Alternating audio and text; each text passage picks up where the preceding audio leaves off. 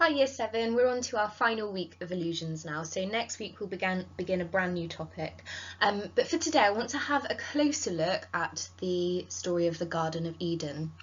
And in today's lesson we're going to look at how serpents are presented within the Bible, because serpents are commonly used within literature because they carry certain connotations, and that's because of the story of the Garden of Eden.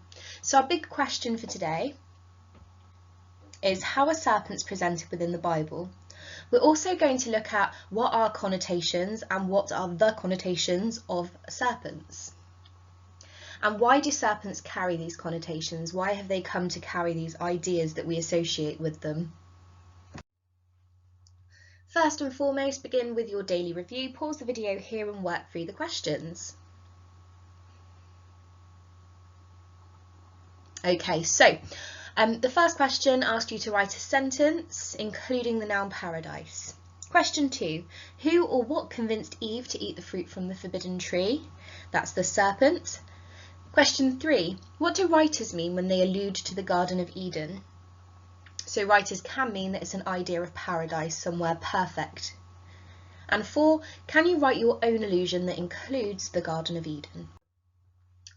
Okay, so our word for today then, because we're looking at serpents and because we know the serpent convinced Eve to eat the fruit, we need to know this word, deceive. Sorry, there's a mistake there. Deceive is actually a verb, so ignore where it says noun. It's a verb that just hasn't changed from the last slide. So to deceive means to deliberately cause someone to believe something that is not true, usually for personal gain. For example, I deceived my husband by telling him all the cake was gone so I didn't have to share the final slice.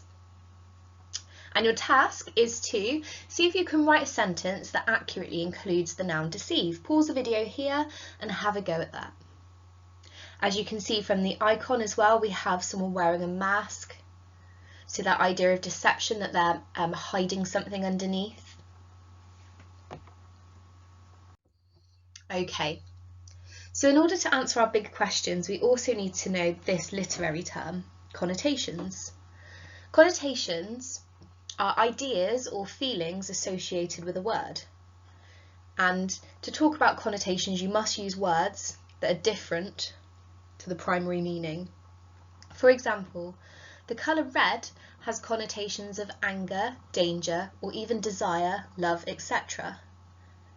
When we look at the colour red, these are the ideas or feelings we might associate with the colour. There's a reason why the red traffic light means stop. It means that there's danger ahead. Lots of signs, like the no entry sign is red. Again, that signals that danger. But words can have more than one connotation, and red is a classic example, because whilst red signals all of those things, red is also the colour that we'll see at Valentine's Day, because it's the colour of love as well, so it has lots of different connotations. So because connotations are ideas or feelings, they must be abstract nouns. So you can't use adjectives to name connotations. For example, you couldn't say that the connotations of a snake are wicked. Okay, so our task then. Writers often use words that carry certain connotations to really develop the meaning that they are trying to suggest. Have a look at the words in italics in the boxes below and try to identify some different connotations for those words. For example, his face turned red and he stamped his foot and shouted, "It's not fair." So the writer has used the colour red because it carries connotations of anger and rage and allows us to infer the person's feelings.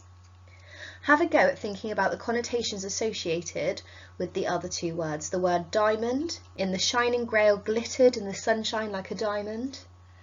And he slumped on the bench and noticed the grey clouds hanging in the sky above him.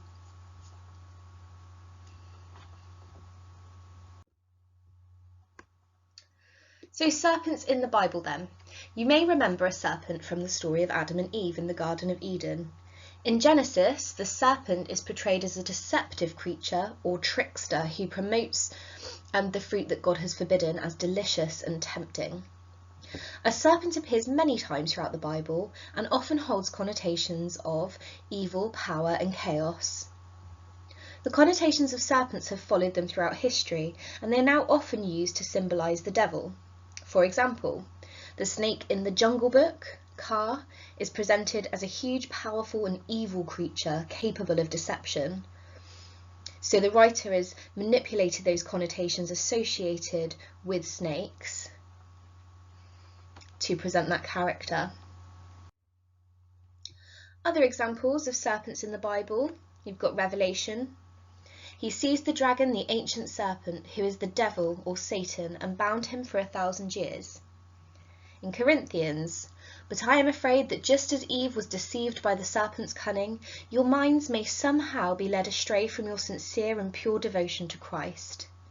And finally, the wolf and the lamb will feed together. The lion will eat straw like the ox, and dust will be the serpent's food. So you can see how these connotations associated with serpents were built through the stories of the Bible. So lots of writers also make allusions specifically to the serpent in the Garden of Eden. Okay, so if you have spent over half an hour on this, you must stop here after answering our big questions. So pause the video here and work through those 3 questions. If you have spent under half an hour, you must proceed on to the next part.